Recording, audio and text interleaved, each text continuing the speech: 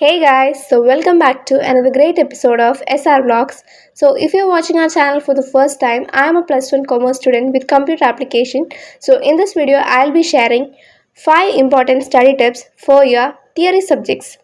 So guys കുറേ പേർക്ക് ഭയങ്കര ടഫായിട്ടുള്ള സബ്ജക്റ്റ് എന്ന് പറയുന്നത് തിയറി സബ്ജക്ട്സ് ആയിരിക്കും. സോ അതായത് ബിസിനസ്, ഇന്ത്യൻ എക്കണോമി, പൊളിറ്റിക്സ്, പിന്നെ ഹിസ്റ്ററി അങ്ങനെയുള്ള സബ്ജക്ട്സ് ഒക്കെ ആയിരിക്കും. അപ്പോൾ ഇങ്ങനെയുള്ള തിയറി സബ്ജക്ട്സ് എങ്ങനെ അടിപൊളിയായിട്ട് ഈസി ആയിട്ട് പഠിക്കാൻ നമുക്കൊരു 5 ഇമ്പോർട്ടൻ്റ് ആയിട്ടുള്ള സ്റ്റഡി ടിപ്സ് നോക്കാം. സോ ഇതൊക്കെ എനിക്ക് അറിയുന്ന ടിപ്സാണ്, ഞാൻ ജസ്റ്റ് ഷെയർ ചെയ്യുന്നു, അത്രയേ ഉള്ളൂ. അപ്പോൾ വീഡിയോ ഇഷ്ടമാവുകയാണെങ്കിൽ എന്തായാലും ലൈക്ക് ചെയ്യുക. പിന്നെ വീഡിയോ യൂസ്ഫുൾ ആണെന്ന് തോന്നുന്നുണ്ടെങ്കിൽ നിങ്ങളുടെ ഫ്രണ്ട്സിനും ഫാമിലിക്കൊക്കെ ഷെയർ ചെയ്ത് കൊടുക്കുക.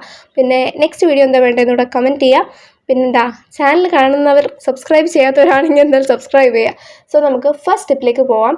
Understand the concept and not try to by heart. അപ്പോൾ ഫസ്റ്റ് വൺ എന്ന് പറഞ്ഞു കഴിഞ്ഞാൽ കോൺസെപ്റ്റ് നല്ലപോലെ മനസ്സിലാക്കുക.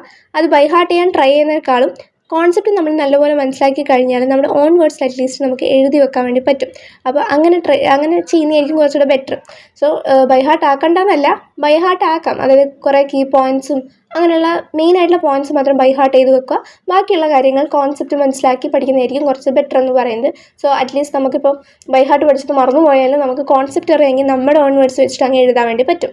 സോ നെക്സ്റ്റ് സെക്കൻഡ് ടിപ്പ് എന്ന് പറഞ്ഞു കഴിഞ്ഞാൽ റീഡ് ലൗഡ്ലി.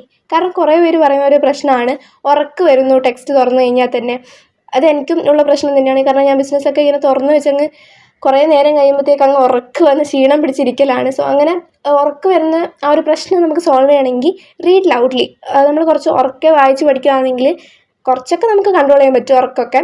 അപ്പോൾ അങ്ങനെ ഒച്ചയിൽ വായിച്ച് പഠിക്കുക. പിന്നെന്താ, അതാണ് മെയിനായിട്ടൊരു രണ്ടാമത്തെ കാര്യമായിട്ട് പറയുന്നത്. Next third one, try to teach yourself. അതായത് നമ്മളെ തന്നെ പഠിപ്പിക്കുന്ന പോലെ അതായത് നമ്മളൊരു ടീച്ചർ പോലെ നമ്മളിങ്ങനെ പഠിപ്പിച്ചുകൊണ്ടിരിക്കുക. അതായത് എന്താണ്, ഒരു കോൺസെപ്റ്റ് എടുത്ത് കഴിഞ്ഞിട്ടുണ്ടെങ്കിൽ ഇപ്പം ഫങ്ഷൻസ് ഓഫ് കൊമേഴ്ഷ്യൽ ബാങ്ക്സ്, അപ്പോൾ എന്താ ആക്സെപ്റ്റിംഗ് ഡെപ്പോസിറ്റ്സ് അങ്ങനെയൊക്കെ പറഞ്ഞിട്ട് നമ്മൾ തന്നെ നമ്മളെ ടീച്ച് ചെയ്യുന്നത് പോലെ ഒക്കെ ട്രൈ ചെയ്യുക. അതാണ് തേർഡ് ടിപ്പ്. അതായത് try to teach yourself like a teacher.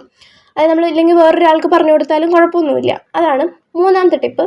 പിന്നെ നാലാമത്തെ ടിപ്പ് എന്ന് പറഞ്ഞു കഴിഞ്ഞാൽ കുറേ പേർക്ക് ഈ ടെക്സ്റ്റ് വായിച്ച് കുറേ പഠിക്കുന്നത് ഭയങ്കര ഇഷ്ടമുള്ള കാര്യമൊന്നും ആയിരിക്കില്ല. ആർക്കും ഇഷ്ടമല്ല, എന്നാലും കുറച്ച് മടിയുള്ള കാര്യമായിരിക്കും. അങ്ങനെയുള്ളവർ ക്ലാസ് കാണുന്നത് ബെറ്റർ ആയിരിക്കും. സോ ലൈവ് ക്ലാസ്സസും കാര്യങ്ങളൊക്കെ ഉണ്ടാവില്ല, വൺ ഷോട്ടും കാര്യങ്ങളൊക്കെ. അങ്ങനെയുള്ള ക്ലാസ്സൊക്കെ കണ്ടു കഴിഞ്ഞാൽ നമുക്ക് ആ ഒരു ചാപ്റ്ററിൽ മെയിനായിട്ട് എന്തൊക്കെയാണ് ഫോക്കസ് ചെയ്യുന്നതെന്നുള്ളതൊക്കെ ഒന്ന് വേഗം മനസ്സിലാക്കിയെടുക്കാൻ വേണ്ടി പറ്റും. സോ അതുകൊണ്ട് അങ്ങനെ ക്ലാസ്സും കാര്യങ്ങളൊക്കെ കാണുന്നത് ബെറ്റർ ആയിരിക്കും. പിന്നെ ഈ ഒരു വീഡിയോ ഞാൻ ഫുള്ളി റോ ആൻഡ് അൺഫിൽറ്റേഡ് ആയിട്ടാണ് ചെയ്യുന്നത്.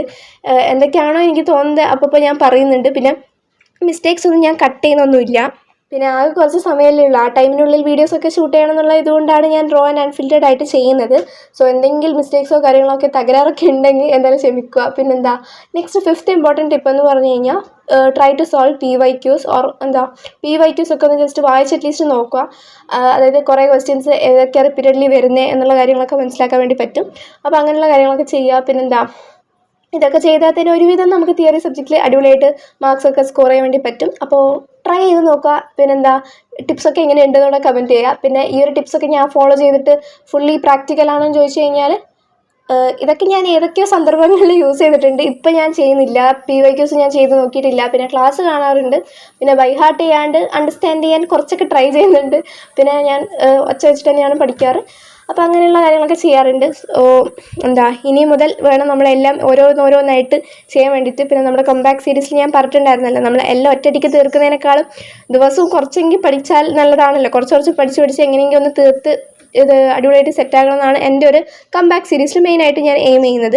അപ്പോൾ വീഡിയോ കാണാത്തവരുണ്ടെങ്കിൽ അതുകൂടെ ചെക്കൗട്ട് ചെയ്യുക. സോ എല്ലാവരും പഠിത്തമൊക്കെ എവിടെ എത്തി എന്നുള്ളതൊക്കെ കമൻറ്റ് ചെയ്യുക. അപ്പോൾ അത്രയൊക്കെ ഉള്ളൂ. സോ വീഡിയോ യൂസ്ഫുൾ ആയിട്ടുണ്ടെന്ന് തോന്നിയിട്ടുണ്ടെങ്കിൽ എന്തായാലും ചാനൽ സബ്സ്ക്രൈബ് ചെയ്ത് വെക്കുക. പിന്നെ ഇഷ്ടമായിട്ടുണ്ടെങ്കിൽ ലൈക്ക് ചെയ്യുക, പിന്നെ കമൻറ്റൊക്കെ ചെയ്യുക. അപ്പോൾ അത്രയൊക്കെ ഉള്ളൂ. Bye bye.